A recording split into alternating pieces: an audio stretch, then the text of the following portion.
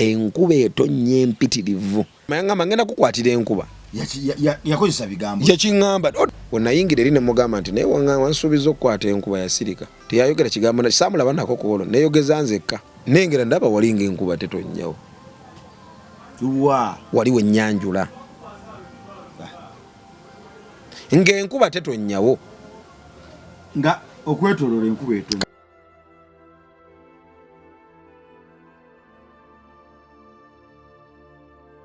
waliwo akaseera we katuuka ne tukoowoola olw'ebizibu bye tuba tuyitamu mu kaseera ako kennyini oba tutuuka ne tubivaako batufunye ekirowoozo muli nti oba Katonda waffe ddala munafunye ekitenkanika tatuwulira oba talitwanukula.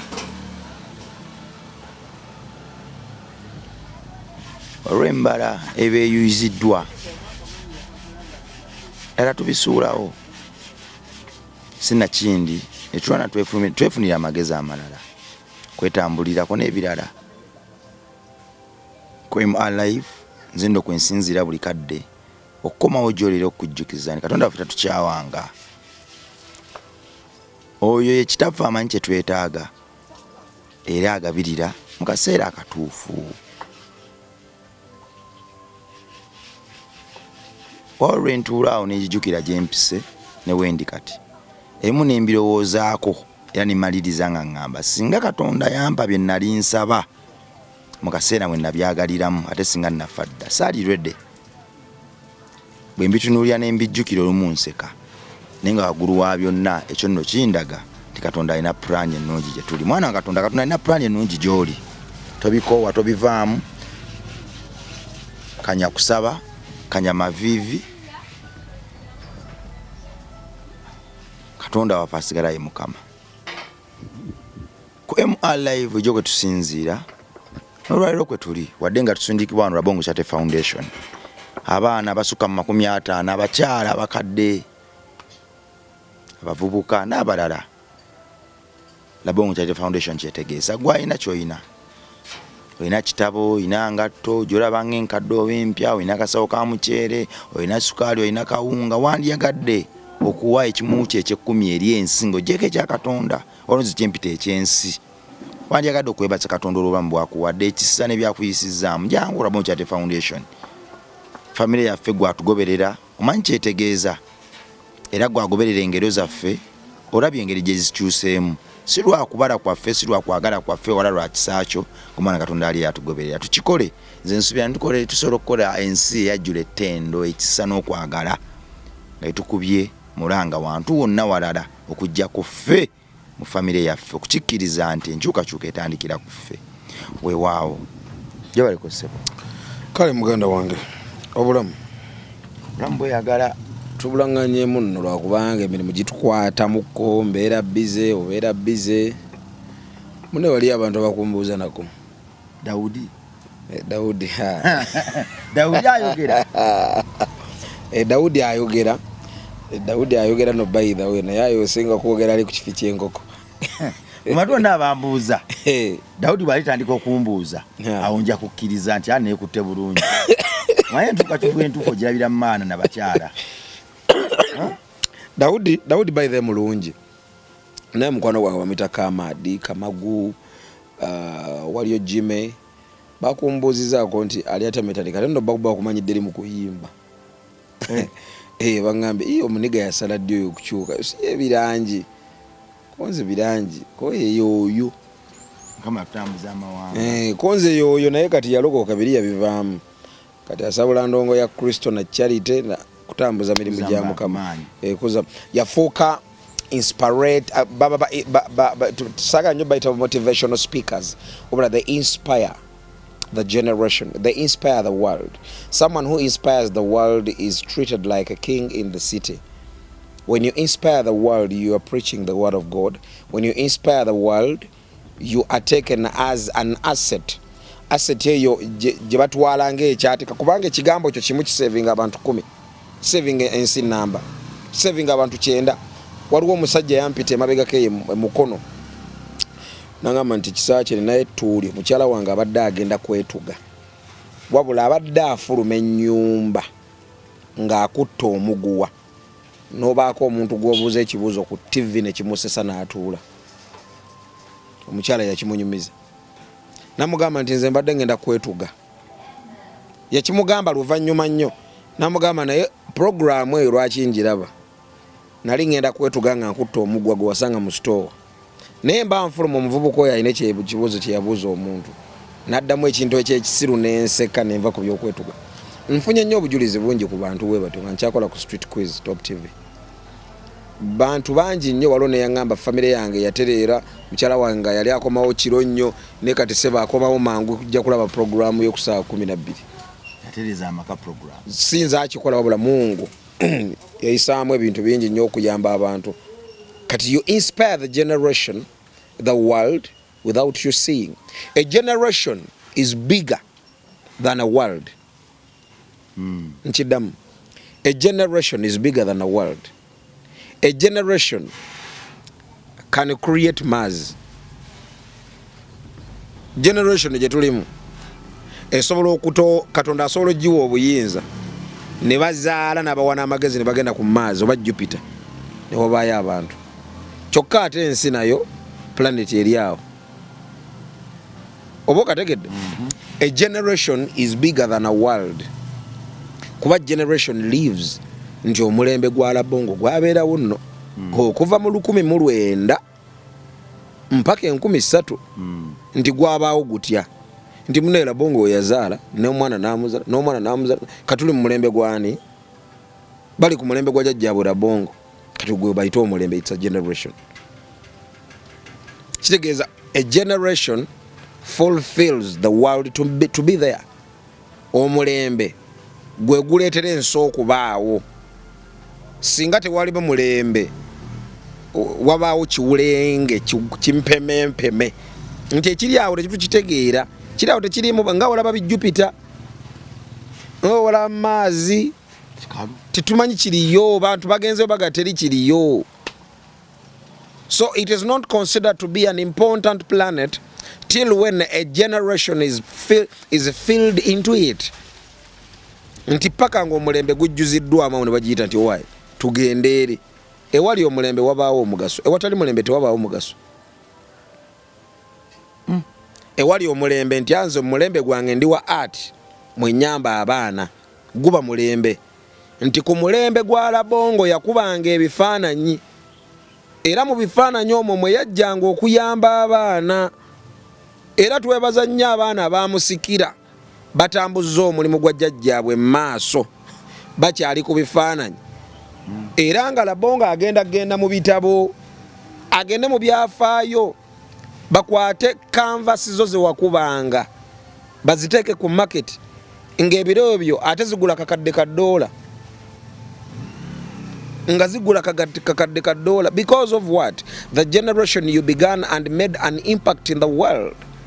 Olw'omulembe gwe watandika ne gukola ekyenjawulo mu ggwanga. Kati omulembe mulungi, omulembe gwe watandika gwa maanyi gwa ddala gy'otaba waliwo akurecommendinga nti mwana gwe ng'olabika bulungi ebyo wabigira nti munenze naye wa Matandika Labongo gye yajigiriza ebintu bino nti yaani out of the blue omusajja najja n'agamba njagala kusima musajja yasomesa mwana ono. Kitegeeza olina omulembe ate gy'ogututte. Omulembe gwe gulinnya mu State House, omulembe gwe gugenze mu America, si mwana yagenze wabula atambuza mulembe mu mechanic, omulembe omulabongo. Kitegeeza you have to be with a generation to succeed. You don't have to be with the knowledge to succeed, no. Be with a generation. Toyina kuba na magezi okusucceedinga. Beera ne generation. Kuba Labongo n'olwala wano bano abaana bayiriba. Buli omu yeetalobera bulungi. Kola ojja okumanya nti amagezi g'abaana abaana gakola. Kola ojja okumanya nti n'ekikajjo kino kivaamu eddagala. Bane tumuyengere ku bikola by'ebikajjo ankatereere kuba bamanyiwo oba toliwo mulembe gufa. Tonna batuusa mulembe gye gulaga. Kitegeeza nti woba okoze omulembe ate amagezi geereeta gokka. Gwe teweetaaga amagezi kwejjanjaba, weetaaga kukola mulembe wejjanjabe. Kubanga mulembe mwe muli ba dokita, mu mulembe mwe muli ba nurse, mu mulembe mwe muli ba engineers, mu mulembe mwe muli ba constructors, kyokka ate gwe otula noga kati bannaye emmotoka yange eno njiwe makanika ki bannaye emmotoka yange nyumba eno ngenda gizimba ntya architecture kigwe ngenda okukozesa baba naye ate okoze omulembe gamba bugambe njagala kuyimusa kizimba omwana agambe no anko tugikubire plan awo ino omulembe bano empulire emmotoka yange enfu shoko zifudde omulembe gujja anko tugenda wali bagitegeka emipiira bagijjamu shoko bazitereze okoze omulembe toyina kuwabunyabunya bwongo obwo kola omulembe otulo osirike ebyo byonna mbinyweza mu linnya lya Yesu mu maloboozi ge gamu mbadde nsaba waliwo puroguramu eno gye wakolanga ku makya eyazibula atudde ku salt mbadde nsaba nkolemuko ku introduction ng'egyo bagikolangamu kubanga nze nabanga ku radio nga saagala kulira kirala okujjako engeri job breaking in into the show mbadde nsaba nkwazike ku muzindaalo guest abantu balage onkomezaawo mu media kubanga kino kye tuli ate Katonda kyakituliddemu kibuliiriddemu enjiri era abantu bangi bakifuniddemu obulamu. Okay kakati anaye onkomezaawo mu radio olwalwa Friday nedda lero lumu lero lwa lumu May 2025 olunaku lwakuna anti bali yatukolenga abantu bayingiza mu weekend oba kale tukole leero kale. Okay, dakika 10 zakagana saa 12 z'okunkya mtyama nyanza kisa kya Ivan mutabano mmejali musokana jiko okuvenda kire tubabuuza ko yonna gye muzinzidde okuba ndi mutunize intewala ennaku z'omwezi lumu ennaku z'omwezi lumu lunaku lw'abakozi mwezi gwa kutaano 2025 kati munaye gamba nti samba ekikonta yingira ekibuga genda okole jjukira nti kama kenkukuba gwe mukutuuko oyo muko genda okola njagala obuuza kuba nansi bwalo mulimu mukola buuza kuba doktari abajenje b'abaana kati mukola mugwamanyi buuza ku bana balikola mu butale mwabaye mukana musindika ebigaya nno mbuuza kakenzuzo how are you doing buuza ku balugwala kopango abaswahili habari abazungu how are you doing namwe abaganda mwasuze mutya abasajja bagenda ovuga emmotoka ku macameka yashuwa nti waipusi zikola bulungi oyo mukebere aidoliki mwali twala bana bulungi nnyo ku ssomero emmotoka nga namu talatibu sana ate oba otwala bana ku ssomero making sure nti container mulimu ebintu stocks zikebere oyinza okwambala ya blue neya white alina otuuka ku mulimu ne bakusekerera etayo gisibye bulungi namwe abakyala muve ku basajja nga bagenda ku makyokolo banaye kisufu nnyo omusajja agenda okutuuka mu ofisi amugamba nti banaye ekyebe ekyo ekyewaka kyamaanyi nnyo kubanga gikulabira towerabira nti musiro siri muzeka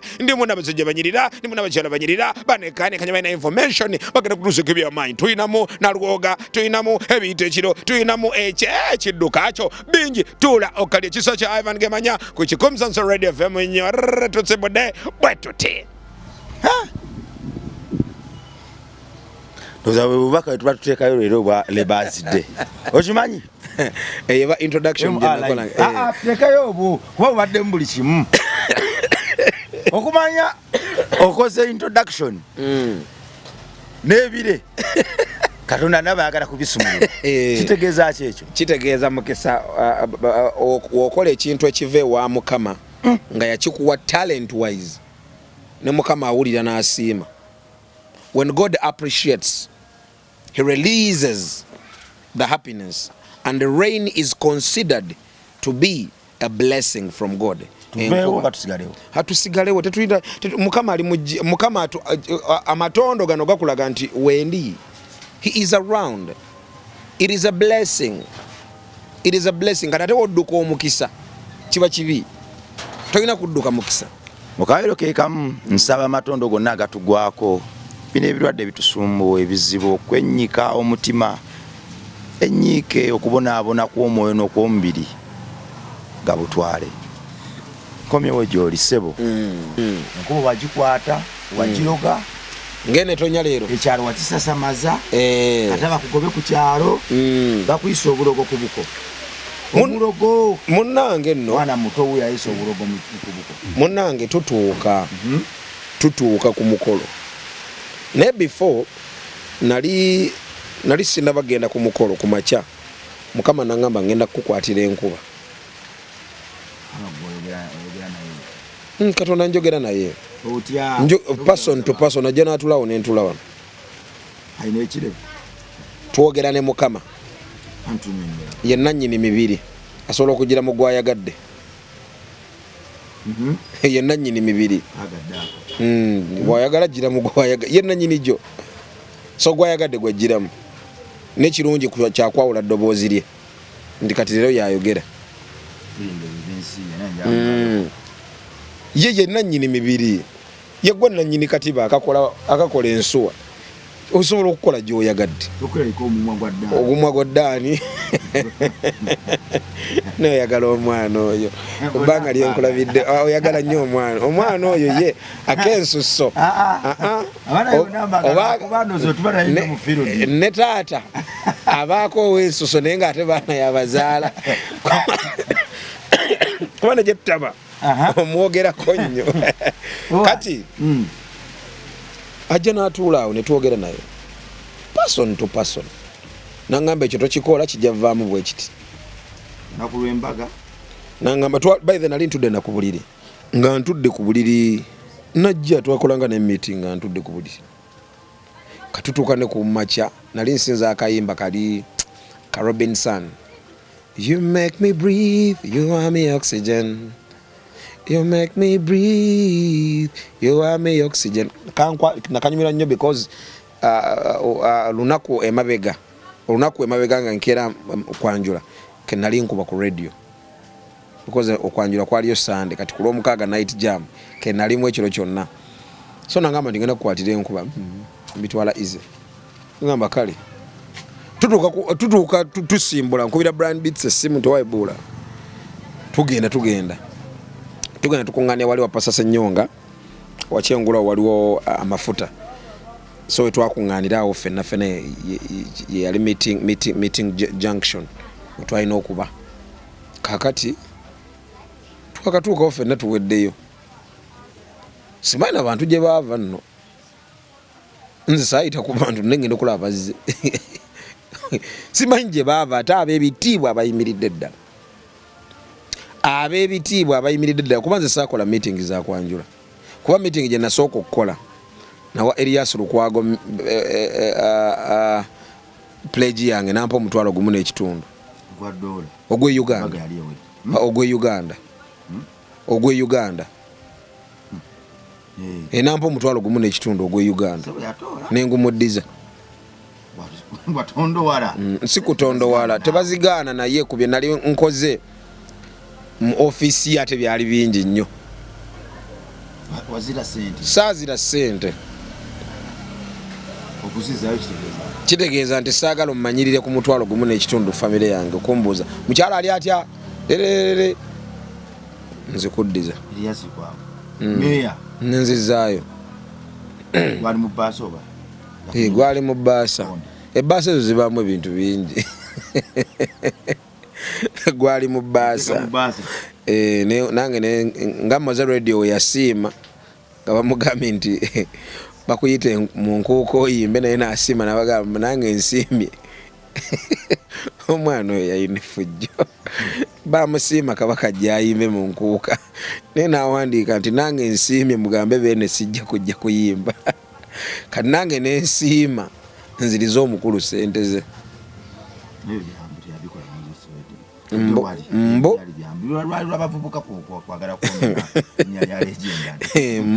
mbo nange era nakiwulira mu mbo kubanga kuba nabeera naye saakiwulirako saatondowala but I just wanted to give him back his money. Tekiba ddiini kuba kusalawo yitoba ddiini, it is self belief.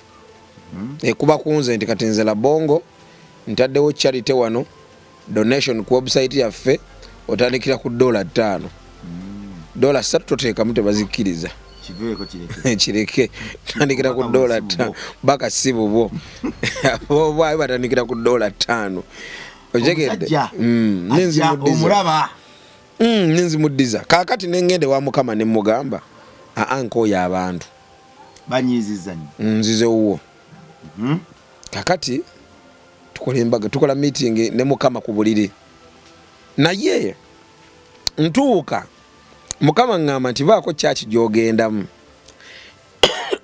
nenga sente awo kubanza naina sente zange nenga sagala zikwatako mbera ne sente zange nenga sagala zikwatako lwa kintu ekyo kakati jukira nze najja nakola okwanjula nga njagala mukama ndabo baye mukyalo ono ye mutuufu kimyula kyennina ye mutuufu oba si ye mutuufu waba si ye mutuufu waba si ye mutuufu Katonda akugambirawo naawe kenyini nyino leko ino madamu ewaka ne wasooka kutomera ku nsi nekuba paka wafuna omuki era waliwo obubonere bwe walaba nti ye mutuufu nene mugamba wabaye mutuufu sigenda kukwata ku majja gange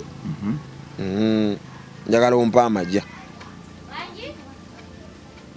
najja ne tutuula naye naye jjukira nali siinaamu majjaawo ag'okwanjula okwo ze nali nnina zaali planned bintu biki birala kakati niwatandika okujja busente awo batandisa okukubira obusimu gwe wali obanja atandisa okujja nga ayinza okuba nno ye mutuufu Grace Nakimera kati before Grace Nakimera okunkubira essimu natambula ne ngende mukama yangamba gende w'omusumba bwati ne bwati mu kyaki eyo otuule era mukama yajja n'omulabako n'agamba kati Katonda majje wange nga wokera ku machano ga muntu ono majje oli by the way muyita nnyo majje oli majje wange ajja n'atuula awo ne mugamba labongo yanyiziza ne mukama bakuba omwana wo okola otya nti nyiiga nange mbadde nsaba onyiige mukko nze ndi mwana wa kyeje wa mukama nga nze nkikolera ddala nga Dawudi wajjanga akaaba mu nnyumba nsooka Fulumani anyiizizza Dawudi ne waba yasooso tankula olutalo nsooka kunenya bamukubye awo nengonjoola ensonga kati kyekiri ewa mukama nangamba nti genda mu kyaki bweti ye pastor zaake ali awo mu palo bomanyiwo namasuba wane namasuba kakati ninye moroka yange ngamba wayi kansoke ngendeke waffe ku Faith Arena ntuule mundabe oba banampaayo kaki kasente mba nyingira nangamba gifulume kyokka mu kuyingira twesisinkana n'omusumba wange omugenzi Pastor Paul Musula twesisinkana ngamba oze mu service konza pastor nzize naye ngenda mukama ngambye enveewo wano ngamba ate mukama gambye okole ki ngende mu kyaki endala nantunuulira bwati kati yankayanyanga nnyo because yali ammanyi nenfuluma kyaki mukama gye yansindikamu yalina morning service nga tulimu abantu bana omusumba yasooka nze ndi wakubiri n'obwana bubiri nembuuza mukama ono wondeese nga sirabo bantu bagenda kumpa majja kuba ndi superstar ndi superstar naye atonzi gyeri mu kyaki ya Faith Arena omuli ababedde bembadde ngenda okuyimirira katuuti mbagambe ndo ngenda kukola kwanjula ndekewaawo ekibbo bateekemu sente empitirivu kuba morning service yabeerangamu ababedde abaddala balina sente nga osobola okunyukawo ne miliyoni zo nga 67 era baba bakuwadde mukama nangamba tuula ne basaba nga mpulira obusungu ne basaba nga mpulira kale nga nebuuza service eggwako ddi ate nayingira bakyali mu intercessing yogera basooka mu intercessing ne bagenda mu ttendo ne basiiza ne babuulira ekigambo ne musaba ne mugenda kati nentuulaawo nga mpulira obusungu tuba tumaliriza service omusumba n'agamba nti wano waliwo agenda okwanjula nsaba aveeyo era nga yenzaaliwo kuba twalimu bana abaana babiri baana bakyali bato omusumba ye yakoladde emikolo kati nga nzaali munzekka era nga nina okuvaayo naŋŋamba ebigambo bino mu nnaku 3 ogenda kuba ofunye ssente ojja tuuka olw'omukaaga ng'ofunye ssente bantu bana nganso okwewa essuubi ojja kutuuka olw'okusatu ng'ofunye ssente ate zifikke nawo munnaye twagenda otuuka olw'okusatu nga nkuŋŋaanyiza ssente bampiseeyo ku mikolo waliyo omugagga yankubira essimu nengenda nenkimako deposit nga mugagga nnyo ne banfuuyira ssente awo ku mukolo kwe nyini nafuna ssente empitirivu ennyo empitirivu neza ddala kati munnaye tutuuka awo nemanya nti Katonda eyo tiiki agikoze eki agiyisizaawo neŋŋamba kati omukyala mutuufu kati ntuuka ku kyenkuba wetukuŋŋaanira wali enkuba ekwata wali opposite Top TV awo ku mafuta Omagenda okungana mugende ku mbaga. Kukwanjula. Okay. Kukwanjula. Munnange ng'enkuba ekwata empitirivu ennyo ng'etandika otonya. Jjukira omwala gwe bwayise nga tebannaba gukola ebiro ebyo ng'enkuba weetonya. Tosala gwawula. Tosala. Musigale eno namwe musigale eno. Kitegeeza nti mulina gulinda essaawa nga 8 ate eri babakoze eki. Ate we twalina okuyita tugende Empererwe. Kankubere ku bantu abali Empererwe. Bambuulire kiki ekiriyo. Okubira mukwano gwange bali bamuyita Fake Famous. Nangamba kisaache enkuba etonnya empitirivu. Kati nenyingira toilet eyali mu restaurant yawo ku mafuta ago. Nengera nentandika okunenya mukama. Byokuga ati ngenda kukwatira enkuba kugomera enkuba kuloga naye mukama taroga ngenda kugemera enkuba. Yanga sikugema yangamba ngenda kukwatira enkuba. Yakozesa bigambo. Yakingamba mukama ayogera nange audibly. Ajana muli Nava kuki. Kati kankunyonyera ekintu kimu. Sitwava kuki. Buli omu alina engeri gy'ayogeramu ne Katonda. Abaana bano boolabirira wano ewaka. Bonna baana bo. Bootazaala mu mubiri. Wabula ate bojje ku luguudo n'oleeta. Naye ate mu baana bonna mulimu buli omu engeri approach gy'akulumbamu. Waliwo Dani ayinza ogamba kati anko bw'aba munyiivu ate nze asobola okugenda njogere naye n'ekibuuzo kye nsobola omulimba nakkakkana. Nja kireeta waakole ki? Anko waba kati ali mu ssanyu nina kwogera wano. Si buli omu nti approachinga yeemu. Kati ne Katonda waali. Gw'oyogera naye ate nakkolera. Kyokka ate nze namusaba ne mugamba nti saagala kwogera na muntu yantonda mu kifaananyi kye nga nze simulabyeko. Nsaba ojjire mu kifaananyi nze kye wantonderamu kye ntegeera ng'omuntu. Era ne mugamba nti we Africans our eyes gali mu ngalo. Amaaso gaffe gali mu ki? Mukama kati wantondera mu Bafirika ate mu Uganda. Nsaba neyiseeko ng'Omunayuganda ate Omufirika.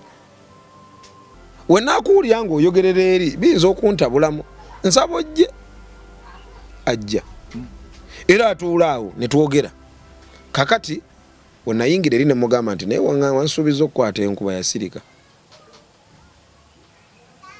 Teyayogera kigambo saamulaba nako ku olwo neeyogeza nzekka. Waŋŋambye ne mugamba kakati oba oyagala ebifaananyi byange bibeemu ebisoto tewali buzibu. Kabibeemu ebisoto. Ne nnyiiga. Kati Brian naŋŋamba naye tusalirize eno tugende eri Kaleerwe gye tuba tuyitira. Omugate gunnanyiige. Nanti kati oyite eno odda bwoti ngadda mu kibuga ku top TV ngadda mu kibuga n'osala wali wapassa Kakande n'ogenda Kaleerwe n'ovuga paka Mpererwe. Kuba gye twali tugenda okwanjula Empererwe. Kaka tuyingira Mpererwe wali eri ku baguyita Muvule. Enda okulaba ate n'enkuba eri mu kibuyaga. Moloka zaagala kugenda. Tuyingira Kiteezi ngamba mukama. Akati eyo mazzi tisigaba mangi naye beetonnya. Mazzi segakwata yeeyo. Ngamba mukama. Wano nga tuli bulala. Tewali buzibu katugende. Ne tuvuga. Nga tunaatera otuuka. Ng'enkuba ekyatonnya. Nga ogamba nti tukkirira wali ku luguudo nga ku Naiso ogiraba etonnya. Kiki oba osuubira wali ku luguudo? Empitirivu ki? Munne tugenda okukyama embuyaga. By the way enkuba yalimu n'omuzira. Ne kubukedde baabiteekako baabiraga. Nga bagamba ebyamagero bibaddewo ku kyalo Kawempe. Omukozi w'oku TV Kisaaki Ivan aloze enkuba. Aloze enkuba. Kati tutuuka nengera ndaba walinga enkuba tetonnyawo. Waliwo ennyanjula. Ng'enkuba tetonnyawo. Nga okwetoloola enkuba etonnya. Kale kiri bwe kiti. Ku luguudo awo etonnya. Wali etonnya. Wali etonnya. Wali etonnya. Nga wano tetonnyawo. Lwakubiseeyo tewaali nnyo social media nti atambuza bintu. Singa social media yaliwo nga ku mulembe guno. Singa kyali kisaasaanye nnyo. Singa kyali kisaasaanye nnyo.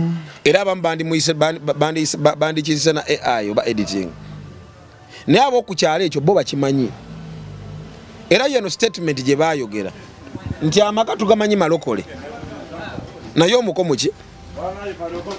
omuko mulogo nkulamusiza ssebo naye omuko muki mulogo ekyo bakyogera kati Santa mukwano gwo onaakola ku Kyamuka TV yali kamera personnel wange ne Machete kati Machete saawe naakola ku Fufa TV abo ababiri be baali ba kamera personnel bange kuba ate bonna basindikayo na ku macha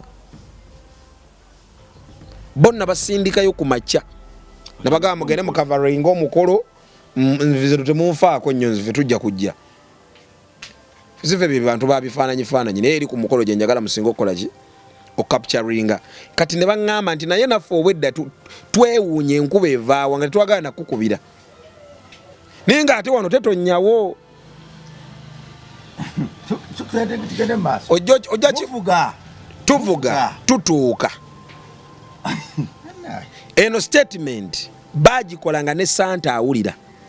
You will one day ask Santa yali awulira ng'ali soba Santa omumanyi ojja omubuuze baali bayogeddeko ku mukolo gwa kisaakye nti famire balokole naye omuko mulogo bagikolanga Santa waali ne Machete waali Machete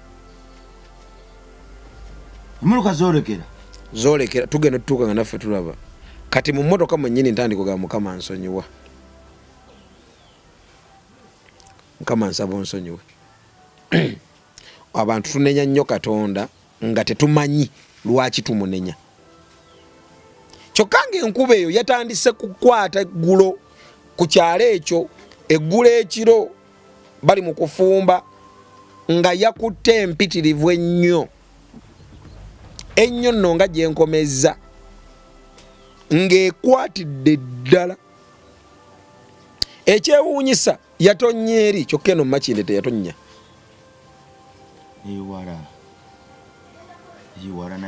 kyengezaako kulaga eno twaleka omusana gwaka bulungi ne tuvuga n'eri yonna yatandika tonnya awo ku top we twali ku mafuta opposite ku Top TV we twali negenda bweti nesala ku bbiri neyingira bwayise mpererwe kaleerwe eyo yonna Northern Bypass Kawala teyatonnyawo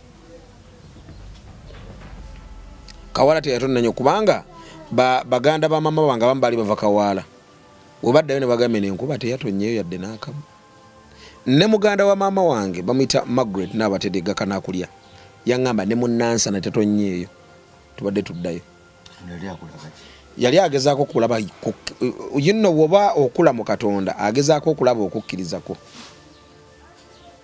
nti yadde ono njogera naye n'okukkiriza kwe kuyimiridde kutya ezo zonna lesson ezituyigiriza mu Katonda okunywera n'okunyweza okukkiriza mu Katonda nti yadde kibaddewo mechanic nkuteeka ku ballot paper wabula mu luguudo awo ne baba bagamba gwe tugenda kukuba tugenda kuwamba ne bakuwamba ku ssaawa envannyuma ku lunaku lwe bakuta lw'oyingiryawo wetula mu ntebe naye kati oyinza okuba n'ogamba Mukama bannaye wanvaamu waŋŋamba kino tusikirabye no God is testing your faith era we natuuka kali nenkutama bwe nti mu mmotoka neŋŋamba Mukama nsaba onsonyiwe endowooza zange entegeera yange amagezi gange kubanze nasaliddewo dde omusango nenkunenya n'okunenya nga ndi eri waggulu era ekyalo kyakuŋŋaana balina okuŋŋaana ku lwa bintu bibiri Kisaakye Ivan yagenda okwanjula erinnya ddene erinnya kola ki ekyokubiri enkuba bagikutte batya naye nga amaka genzizeemu malokole nnyo era nkimanya ab'okukyalo awo baalwawo nnyo kiteeka mu bwongo bwabwe nti abantu abo nno balokola ebyaddala abamu okuleka bamanyi nti baki n'abaali abamanyi nti balokole batandika ottanka n'obulokole bwabwe kuba balaba kye baali tebakola ki kati gwe mu ndowooza y'omuntu okeera atyo n'omugamba nti Katonda yakutte enkuba awo nga ye abadde amanyi nti balogo bagikola ki abantu tuyimusa nnyo eddogo okusinga Katonda n'okwata eddogo nembuuza abantu Katonda akola ddi oguze boda empya oyo nno yaloze metanika atandise kyalo nno yaloze omulogo waakola Katonda waakola ddi metanika munnaye nakuzinanyirira bannaye metanika motoka ye mugiraba awo metanika mulogo yagiroga Luminati ye Katonda akola ddi kati nange kyekibuuzo kyandimu abantu bano bagamba ndi mulogo Katonda akola ddi mu bulamu bwaffe when will God work when will God be manifested ntuukawo twanjula nsakolekera temunanjula kyali mu modoka wano n'abantu bagenda nabo buli omu yagenda kati ate nono nekirala kati kiri bwe kiti we twakola meeting ne Mukama abantu abajja bo tebamanya nti nina ebintu era buli omu yabuuza omuvubuka ono sente yazijjeewa ayanjula ayina ebintu motoka z'embaga ezo z'ebintu nga tetuziraba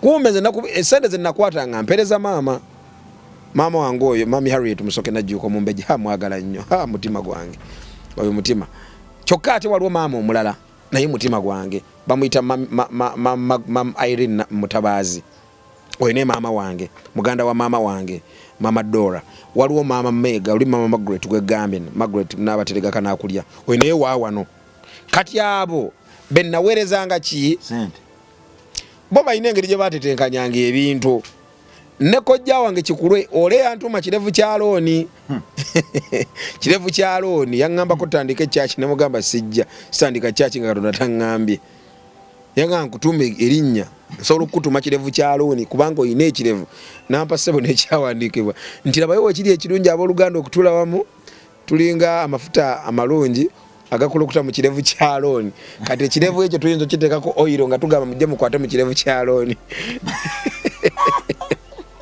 oyo kojja wange nga ntuma pasa kirevu kya looni oyo kojja wange ate yandikoze kusobola kwogeza Mukama nga tayogedde tulabawo nga endiga osigako amafuta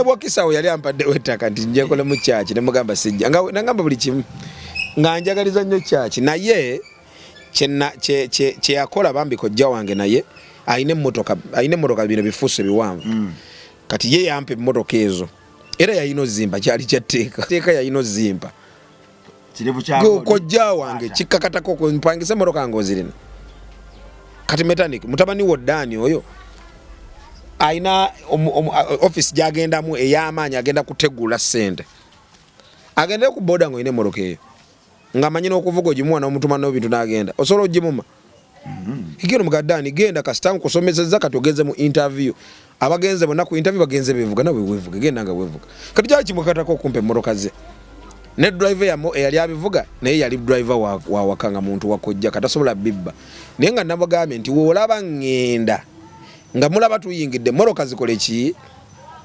zijje jukira nze sezaala wange yaŋŋamba mwana wange simutunda ne wajja na kilo ya sukali nja mukola ki nyamuku era gye nagula gye nayingira naye ekidaala mukaveera nayingira naye ekidaala kilo ya sukali nze yaŋŋamba bw'ati ne wajja na kilo ya sukali nja mukuwa kubanga ono omwana simutunda njagala ojje tukumanye tukutegeere nti tugenda kwesigisa omwana affe tumukuwadde so mu motoka ng'oyingira enkuba empitirivu esonga ng'okutte ekikiro kya sukaali kyo kikutte wano nga sikyaki nali nnenya Mukama mubanno nga bagamba guno omukolo musooto naye ate gye nali ŋŋenda olujja lupeevinge ebyo nali manyiiyo nti olujja lupeevinge naye enkuba eyo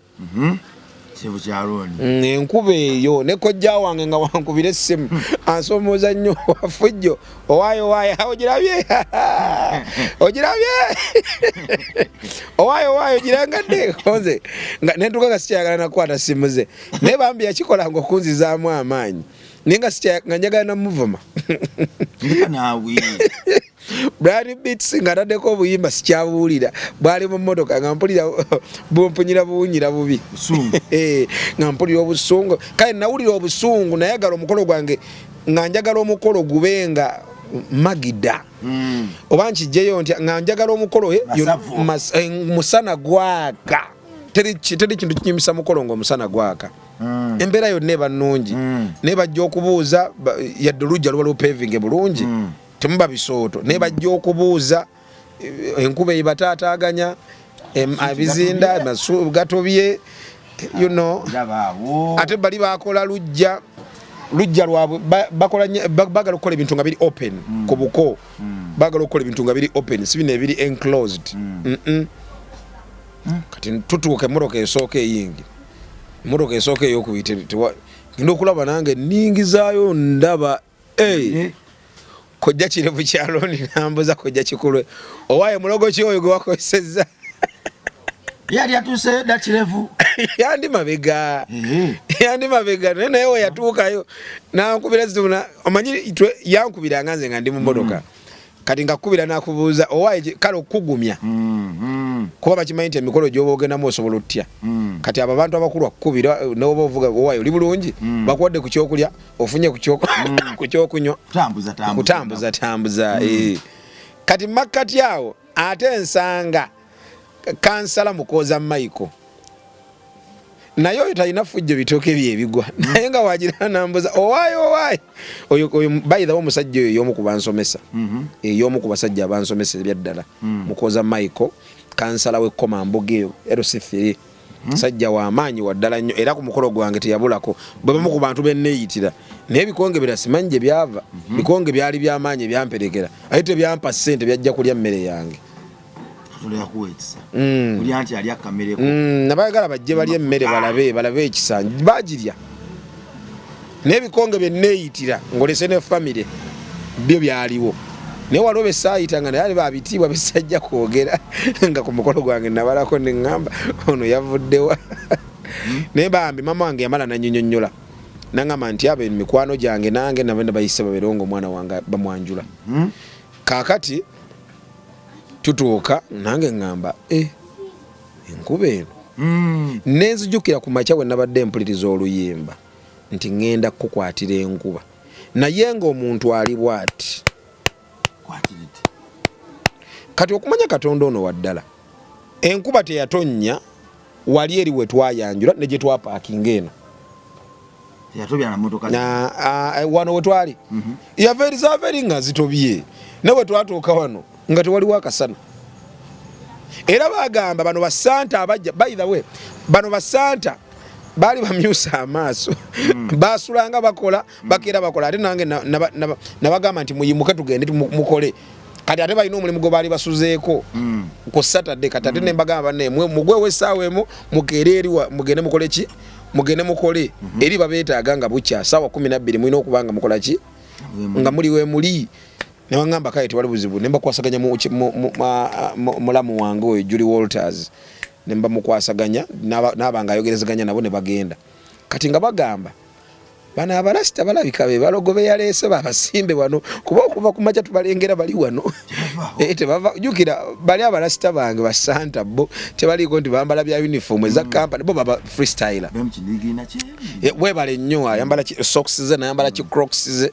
che tanyumya na bantu nadda ku chupa ye kanga abantu bano wedda banywamu tibabanga obusajja obulogo obadde banywa nkuba kubanga bo babagamba nti yadde muli balokole neffe mutuleke twenywera kabiya kaffe ye ne machati nagamba era buli omu era we baatuuka yajja ku mmotoka bajja badduka ku mmotoka ne bagamba be balogo bagenze wa mukama waabwe naye amazima Katonda yakwata enkuba si bulogo enkuba nga tebangawo yatonnya empitirivu ennyo kati madamu wange ngamba madamu wange yaŋŋamba nti enkuba yatandise okukwata kuva kiro buli ombali ku bunkenke naye ate bagenda okya ku makya ekire ne kyeyerulako bo nga bakiraba kyeyerudde nga wolaba wali kyeyerudde nawali kati ng'ate wano makkati nga omusana guli open njogera mazima nja kulaga ku bifaananyi ng'omusana guli open.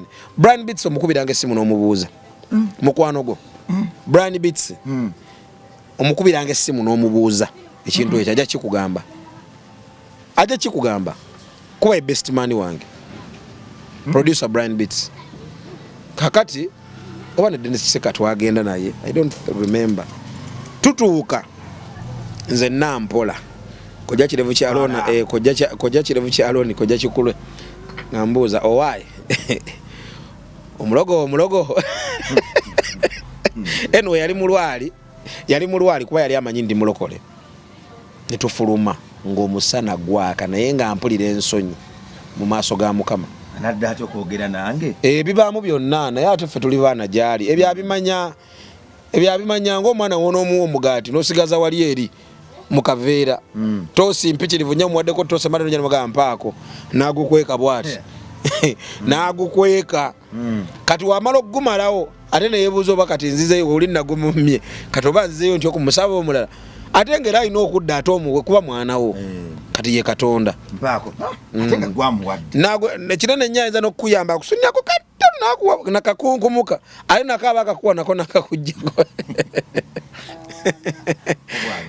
kaakati ye Katonda akumanya nagamba kati ono akyali mu stage eno otuuka n'okula Pastor Kirevu Kyaloni enkuba wagiroga okusinziira ku balabi naye okusinziira kufa ab'omwoyo Katonda yakwata ali n'akasi mulimu ebintu nange Mukama byankolera neneewuunya mulimu Katonda byankolera neneewuunya mu metaniki nga mazima ga Katonda nange neebuuza Katonda akolako ddi mu bulamu bw'abantu abo abagamba nti ono mulogo. When will God work? Wagula akagaali nga togenze ku mundagu okafunye otuse ku mundagu okakuume mukwano gwange nakimugamba oguze pichi ate ogitwala Masaka genda gisalira nkoko aba akomawo ate neemutta yamutta kanembuza mukwano gwe ate gye yagenza osalira kuba baali ne mukwano gwe ye mukwano gwe naawona ate oli neemutta nemugaa kati kitegeeza ndi bajjajja abo ate bemusalira ate baagala mmwe jjajja asaddaaka ng'akima n'obulamu bw'ate taba mulungi jjajja oyo ayagala okuyiwa omusaayi atandika kugwa nkoko nadda ku gw'embuzi nayimba ogw'ente ku njovu nagaa kati nkooye enjovu mpa ku muntu ate muntu mpa muntu kati naava ku muntu ng'ayagala ggwe kati naava ku ggwe ng'ayagala kika kiramba nja kubalya kyova olaba bazaala omwana bambi tali fayini bazaala omwana ayiika amalusu bazaala omwana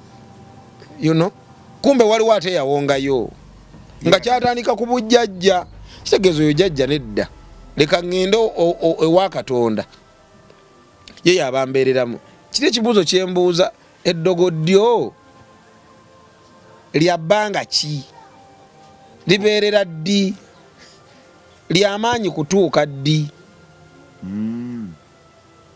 eddogo eryo lirimu okusaddaaka kuba nze saasaddaaka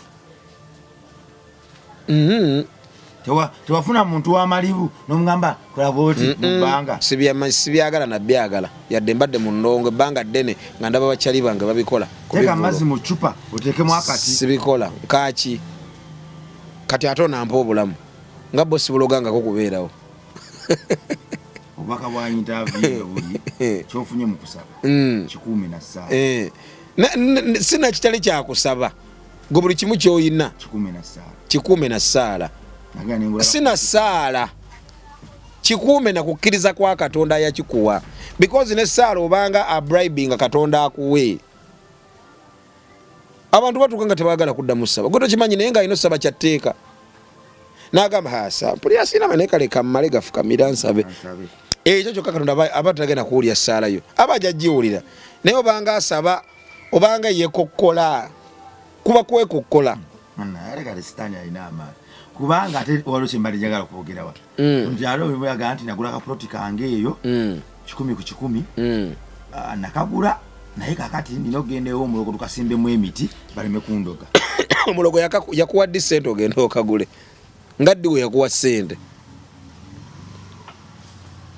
olimala bugembe olumanyi abooluganda nebaza Yesu yampadde akasimu baba bali awo Mukama najja nti sinze jene ampayiriza sinnakuwa kasimu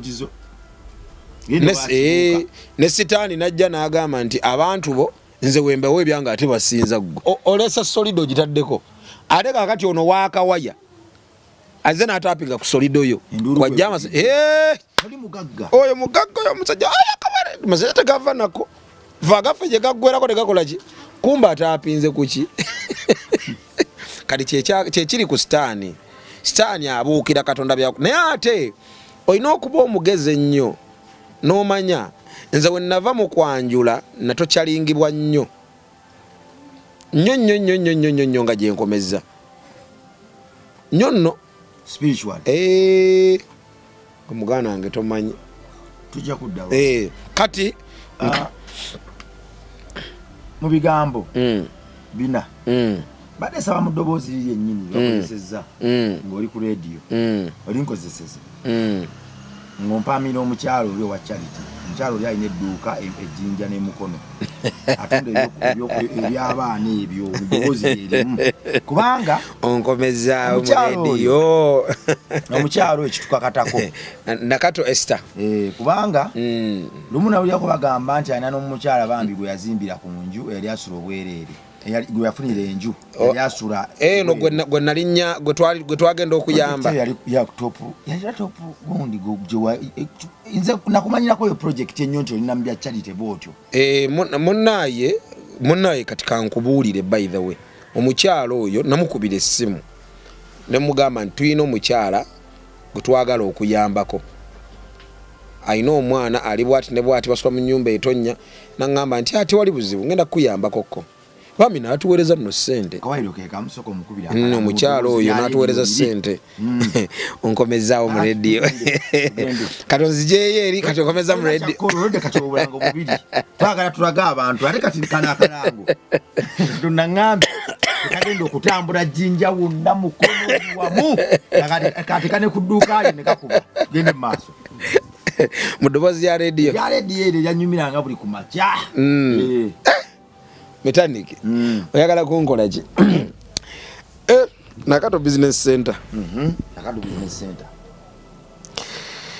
Okay, zile dakika 8 zakagana sabire zo kunchatu ndi program ne kutuswa kona fa Nakato Business Center basangibwa mukono osoba kuraka simu wamanga kali akatambula osoba kubira osoba sanga bali mukono anejjinya no mwana tuje bali ate mukono bali wane mabega opposite Colin Hotel na wane nongokirira Colin Hotel wane mabega kakatalawo side zawo muchiko osokwango basanga nyo bayini bekalonda wabana yogera ku blanketi yogera ku carpet yogera ku duvets oyo byabana nsawo ngato kalonda yo neno sokwango basanga ate mukono bali walire ku Jinja Central Market kugete sembayo uzokusanga Nakato Business Center. By the way abantu basinga baita Nakato Business Center naye ate abantu abo babayita bakanani bayino nyene basokokosa baita bakanani traders balungi nnyo betanire bagenda kutusako ekyamanyi malidadi sana Nakato Business Center sije kyo bado yagala sebo mweraba songerako